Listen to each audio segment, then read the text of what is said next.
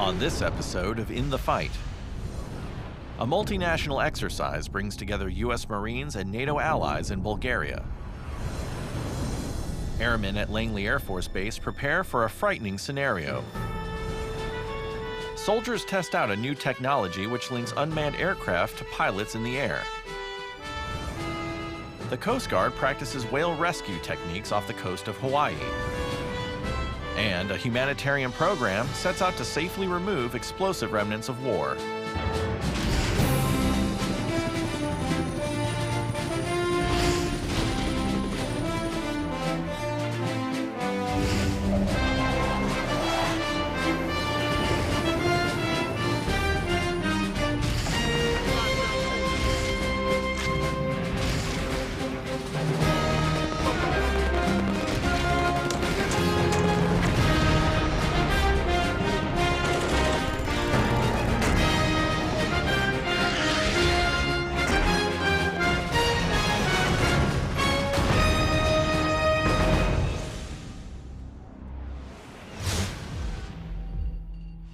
Platinum Lion brings U.S. Marines together with allies from the Bulgarian and Romanian armies, with a focus on peacekeeping and counterinsurgency training. Air Force Staff Sergeant John Archiquette shows us how this year's event brings a few new toys to the fight. The U.S. Marines and NATO allies race across the Novosello training area in M1 Abrams tanks and light armored vehicles. This demonstration brings Platinum Lion 16 to a close, showcasing the training efforts by the Marines and Bulgarian and Romanian armies. This exercise gives us an opportunity to work mechanized assets out here in the great training areas that are available, an opportunity for us to practice interoperability with our strategic partners. While Marines from the Black Sea Rotational Force have worked in the region for several years, the introduction of the Combined Arms Company brings a new element to the training this year. What that force does is it basically brings a mechanized company with a taste of each unit from our Marine Air Ground Task Force out here, and that includes the tanks and the BMPs and the artillery. This is the 4th annual Platinum Line exercise, but this year brought a new experience to many veteran participants. It was my first time when we trained together with tanks, motorized, mechanized infantry and artillery. Infantry, mechanized infantry and tanks are using different tactics, so it was very nice for us to have this opportunity. The incorporation of mechanized assets was an opportunity to bring new tactics to Platinum Lion. We tailored this force based on the demand signal coming from the forces out here. And part of that is, as Marines, we task organize to the requirements that we have that we're facing. And so we have created this Combined Arms Company out here to be part of BSERF, part of the Black Sea Rotational Force. So as this year's Platinum Line comes to a close, the new experience for participating allies will lead to greater familiarity with NATO partners, as well as new equipment. Air Force Staff Sergeant John Archiquette, Novosello Training Area, Bulgaria. With fears of extremist ideology spreading into Europe, the United States Embassy's Americans in Kosovo initiative is hoping to bring positive messages and influences to Kosovo's youth. Army Sergeant David Marquis explains how in this report. In Viti and around Kosovo, high school-aged men and women in Kosovo have grown up with a multinational presence as part of their lives. Through Americans in Kosovo, an event organized by United States Embassy Civil Military Support Element, students can speak with and learn about the NATO and U.S. organizations in their communities and the ways they partner with Kosovo's government institutions. There's such a large majority of the population that is under 25 years of age. And if we're able to get these students during their high school years to interact with police, with government agencies, and with the KSF, then that exposes them to those positive influences. So as they grow and eventually take on careers of their own, they're able to further benefit the police, KSF, and then Kosovo as a whole. Americans in Kosovo aim to show the youth the combined efforts of KFOR, the Kosovo Police, Kosovo Security Forces, and the U.S. Embassy in Pristina. We're here so that we can explain to the young generation that KFOR, KP, and the KSF are here to help.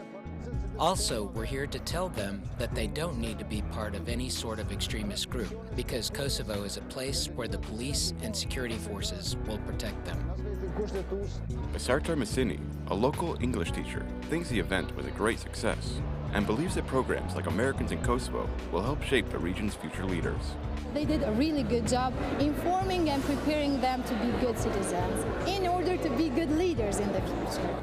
Reporting from VD Kosovo, I'm Army Sergeant David Marquis. While most Americans are far removed from the threat of extremist violence, it is still an unfortunate possibility that an active shooter could strike at public events or even in the workplace. Senior Airman Jordan Gardner shows us how Langley Air Force Base is preparing for this very frightening scenario.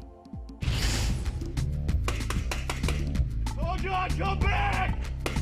Langley prepared for an active shooter exercise after an airman role-playing as an armed and angry service member roamed the halls of a building on base.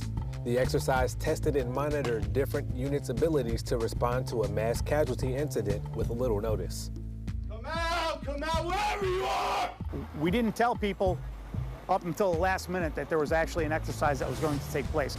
Now, for safety reasons, we have to let the folks know, hey, this guy is not a real shooter.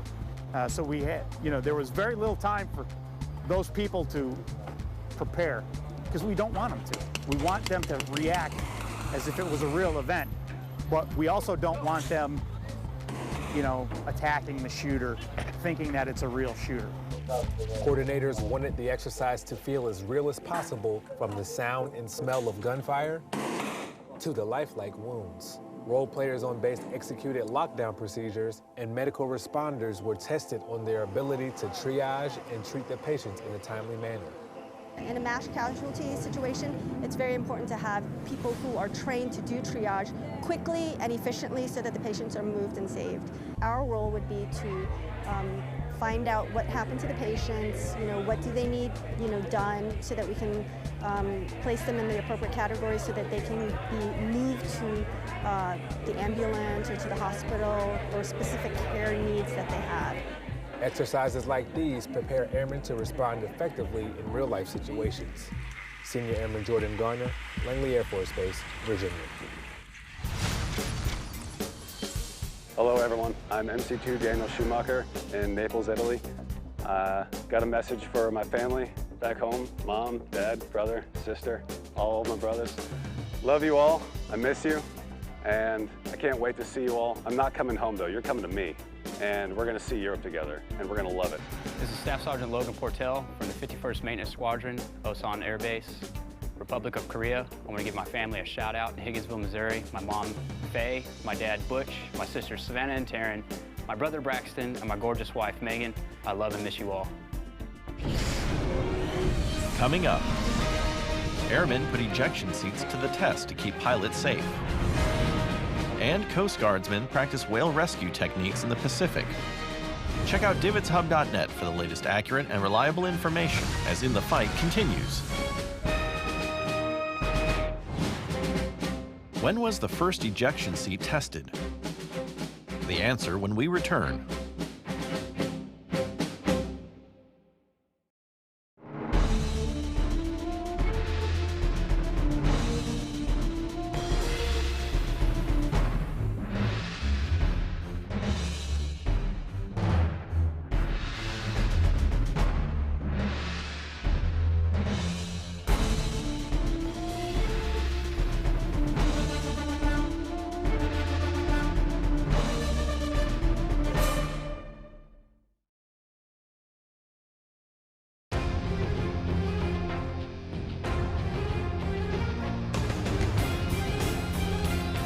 Five oceans.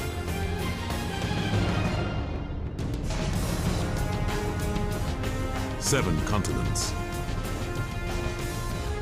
Whatever it takes. Wherever it takes us. America's Navy, a global force for good.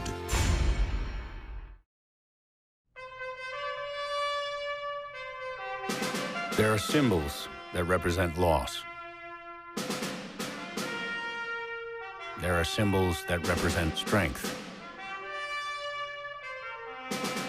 and there are symbols that represent both. Remember, respect, and honor our fallen military heroes and the sacrifice and strength of surviving families who wear the Gold Star pins.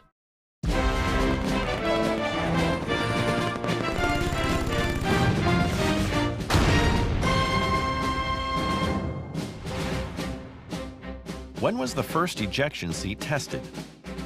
The answer is B, 1926. Pilots play a key role in the Air Force's mission to fly, fight, and win. 88th Air Base Wing correspondent James Truitt shows us how one piece of equipment is being thoroughly tested to help keep pilots safe and in the fight. Ejection seats, a pilot's last resort if he or she is in danger, may save the pilot's life. And well, the Air Force wants to keep them that way, alive and safe. Here at the Vertical Deceleration Tower with the 711th Human Performance Wing on Wright-Patterson Air Force Base, John Berman and his team are reproducing the intensity and duration of G-forces experienced during an ejection sequence.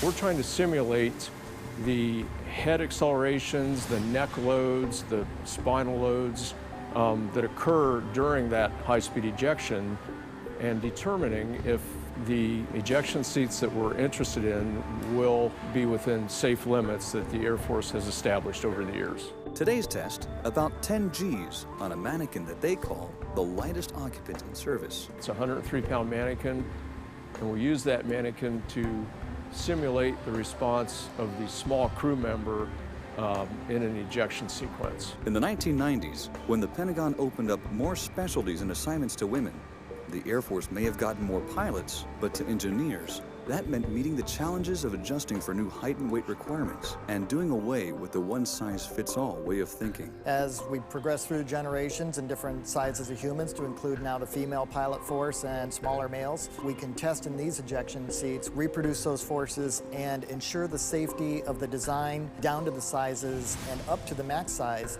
of current ejection seat occupants. The data collected from these tests will go on to develop future safety standards for tomorrow's aircraft.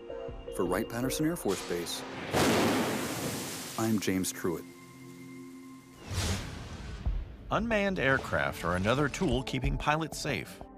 Army Staff Sergeant Vanessa Atchley takes us to the Yakima Training Center, where the latest technology is enabling Apache helicopter pilots to interact with these unmanned intelligence-gathering aircraft. Seems good. This begins the first of 3 weeks of flight operations for our new equipment training and fielding for the Shadow version 2 unmanned aerial system. This training is important for a number of reasons, but one is going to be to help us maintain the most technologically advanced assets in the Army. 4-6 Heavy Attack Reconnaissance Squadron is the first unit in the Army to have both AH-64 Echo model helicopters, the newest version, also with the newest version of Shadow. With those software changes, it affords the opportunity to link what we see in the unmanned aerial system directly into the Apache attack helicopter so that they can gain better situational awareness in near real-time video.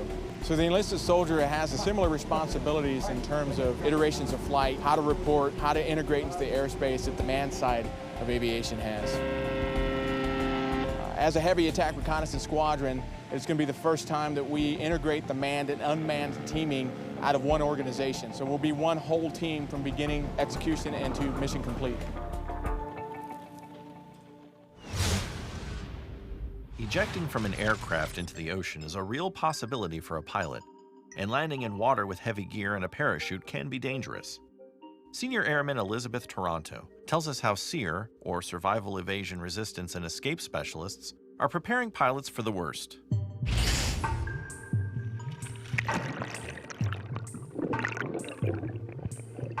When pilots find themselves in their worst nightmare, water survival training keeps them from spiraling out of control. So today we're doing water survival training. Since we're so close to the Yellow Sea, a lot of our training operations happen over the ocean. So for pilots, it becomes very important to understand what they need to do to safely make it out of that environment. Well, a lot of our training has to do with the scenario or the situation that no one wants to be in. But to know the skills and have the ability to get out of there can sometimes be the difference between surviving or not. And what could be more satisfying than enabling others to survive? It's awesome. I love teaching air crew to survive on the water, you know, as efficiently as they can, ultimately with the goal to get themselves rescued and not have to be out here for a very long time. With the skills that the Air Force has given us, given SEER as a whole, I just feel awesome to be able to pass that along to other people and then see the results of that. It's really rewarding. Reporting from Kunsan Air Base, I'm Senior Airman Elizabeth Toronto. Perhaps no branch of the military is better trained at water survival than the Coast Guard. Known for rescuing people from violent weather or sinking ships, the Coast Guard is now teaming up with the National Oceanic and Atmospheric Administration, or NOAA, to save a different kind of life. Navy Petty Officer Jerome Johnson tells us more in this report. This is the major and the most important breeding calving ground of humpback whales in the North Pacific. A large number. We're talking over 10,000 humpback whales are going to be here throughout the whale breeding calving season, which is here. It's upon us. It can be a queue on a patrol. We were reviewing our operations towards freeing a large whale from a life-threatening entanglement. Something that's unique for both sides, both the NOAA fisheries and the sanctuary program dealing with these large whales, and with the Coast Guard side, working together, taking advantage of our different expertise, our skill sets, our resources to come together, pull those resources, and get the job done safely. We had to simulate our whale, our entangled whale. We had one Coast Guard asset, one of the 45s, be the whale. Whale still up, fourth breath. And tow some gear behind it, representing the entanglement. The other 45-foot vessel, Coast Guard vessel in this case, was the approach boat, getting close enough, in this case, a very important role, and that is putting a transmitter package on that whale via the entanglement, via the trailing gear, grappling it in. Taking a shot! And that would allow us to hold on to our whale. Good. So that the next day, when we had the resources and the proper conditions to safely free that whale, we could come together and do that. To have them come teach us how to do it is an honor. I took away experience first and foremost. Being able to be more comfortable in that situation will be outstanding when I run into this, or if I run into this problem. We've had whales drag gear from Alaska, so it's very important to be prepared for this type of operation. But when you throw the 40-ton animal that's 45 feet long, it's unique enough that we need to be prepared and do these exercises, working together as a team.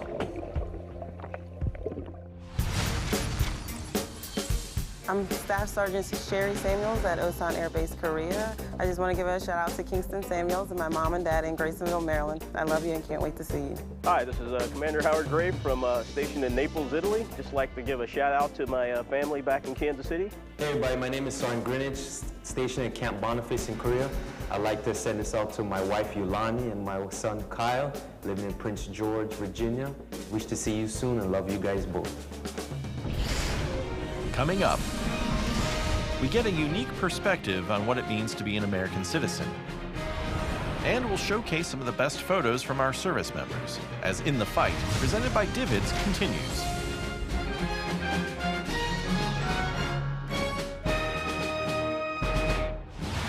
During periods of hostility, service members are eligible for naturalization after how many days of service?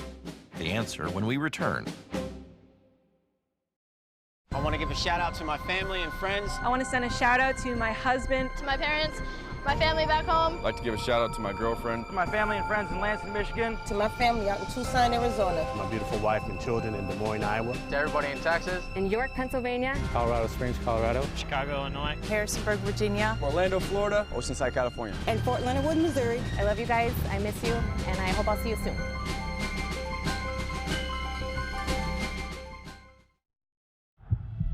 When you put on the uniform, you are held to a higher standard. A lot of times, you're not going to know what's going to be thrown at you, so you need to be ready for anything. Stress can affect every Marine and Marine family. It's very hard for me to have a career when we're always moving around. We have the same bills that everybody else does. And you never want to let your staff NCOs down. The De-Stress Line provides anonymous counseling for Marines and Marine families when it's needed most. It takes courage to ask for help. Call today and let us help you win your personal battles. Hey, what's that pin you're wearing? Oh, this?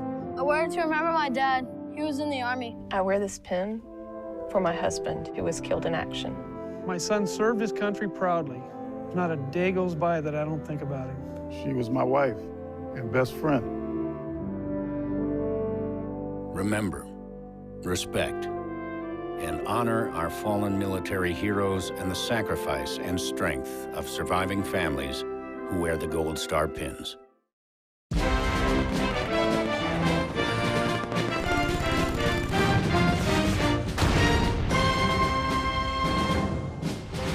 During periods of hostility, service members are eligible for naturalization after how many days of service? The answer is A, 1 day. The Humanitarian Mine Action Program assists countries in relieving human suffering and in developing an indigenous mine action capability to deal with these explosive remnants of war. Marine Corporal Mandolin Hatch speaks to participants in Cambodia to find out how this program is helping the country. ខ្ញុំឈ្មោះអ៊ីងឌឿនហើយខ្ញុំមានស្រុកកំណើតនៅខាងភូមិថ្មីឃុំប្រាសាទស្រុកកនិតទេសខេត្តបាត់ដំបងហើយខ្ញុំបានចូលស៊ីម៉ាក់ហ្នឹងវាតាំងពីឆ្នាំ92មកហើយនិយាយពីដែលខ្ញុំធ្វើការជាមួយស៊ីម៉ាក់ហ្នឹងខ្ញុំមានភាពសប្បាយរីករាយណាស់វាចំនៅបានន័យថាចំគោលការណ៍នៃការធ្វើការបោសសម្អាតក្របយុទ្ធសាស្ត្រទន្ទុះហ្នឹងដើម្បីកាត់បន្ថយការកកស្នាក់ដល់ប្រជាពលរដ្ឋនៅក្នុងស្រុករបស់យើងនេះ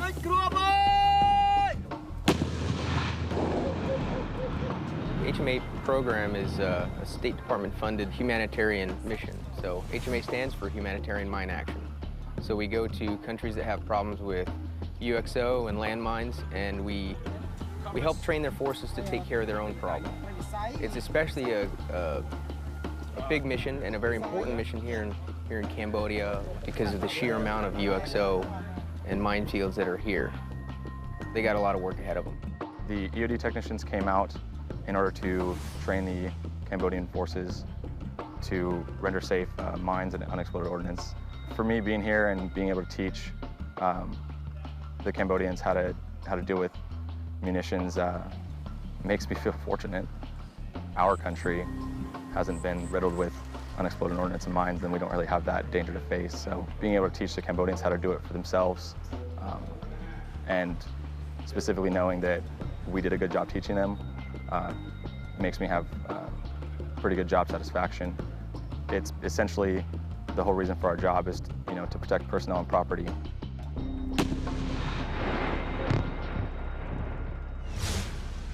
Above skin color, religion, or gender, it is perhaps our experiences in life that most define us and give us perspective on our world. As Marine Sergeant Jonathan House reports, one of this country's newest citizens offers quite a different perspective than the average American. What does it mean to be American? Some may cite freedom, others think of democracy. For Lance Corporal Ben J. Williams, to be American is something much simpler. Just not really having to worry about your daily necessities, things that people take for granted. 6 people, including Lance Corporal Williams, were recently sworn in as citizens of the United States of America. Congratulations, new citizens. Each person came with his or her own story. Lance Corporal Williams' story is one of perspective. Originally, I was born in Liberia. It's a country in the west coast of Africa. Growing up the way I grew up, so much poverty, having to worry about what to eat the next day, violence, lots of violence. In a lot of cases, naturalized citizens know what it is to not have the same rights and privileges in countries that they've come from. They appreciate it more because they've seen the other side of it. I feel like just yesterday, hearing bullets, seeing rockets, explosions, everything. I lost a lot of friends, lost a lot of family members. Some taken, like literally taken in front of me, taken and killed in front of me. Those are things that I remember every day. every day. And now, hopefully being an American citizen, hopefully that doesn't have to be repeated. But joining the Marine Corps in 2012, Lance Corporal Williams enlisted to serve his adopted country. Enlisting also helped him become a naturalized citizen. I've described naturalization for a lot of people as the keys to the castle. And because it gives you so many rights and privileges, it's not easy to get. Citizenship will allow him the opportunity to help his mother enjoy the same modest American pleasures that he discovered 10 years ago. Things like a fridge full of food. I'm a citizen now, so sending for her is going to be easier. I can pay whatever fees is needed in order for me to send for her. Memories of war give Lance Corporal Williams a perspective of appreciation for his new American liberties. This is now officially your country, your home to protect, to defend, and to serve through active and engaged citizenship. Together, we are a nation united not by any one culture or ethnicity or ideology, but by the principles of opportunity, equality, and liberty that are enshrined in our founding documents. Reporting from Marine Corps Air Station, Iwakuni, Japan, I'm Marine Sergeant Jonathan House.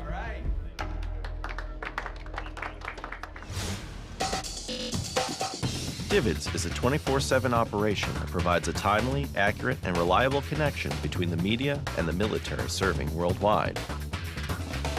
Through a network of over 200 portable satellite transmitters around the globe and a distribution hub in Atlanta, Georgia, Divots gives you access to the front lines with live and archived broadcast video, still imagery, and print products. Visit our website at divotshub.net and search through our enormous video and photo library. Register on our website to gain complete access to high-definition content, along with breaking news alerts and webcasts from top military officials. For questions or comments about In the Fight or Divots, you can email us at ondemand@divotshub.net or follow us on Twitter and Facebook. As we close, we feature some of the best photos that Divots has to offer as we listen to Eddie Horst's composition, Pangea. See you next time, In the Fight.